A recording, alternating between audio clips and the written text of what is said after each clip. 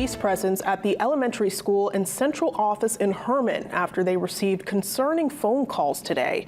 Superintendent Micah Grant sent out an alert to parents saying they got the unusual calls around 2.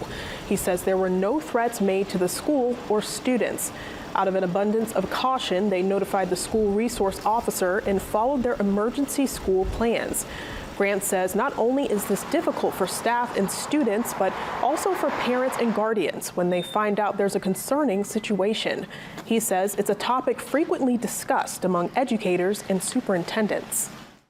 In those conversations, it's always a tone of seriousness, but also that of frustration, because we know ultimately that usually they are just to disrupt the learning of our students and the mental well-being of our students, and it is very frustrating. You just wish that those people who make those calls would get the help that they need or grow up. And unfortunately, it only impacts students and parents negatively. It's not a good thing.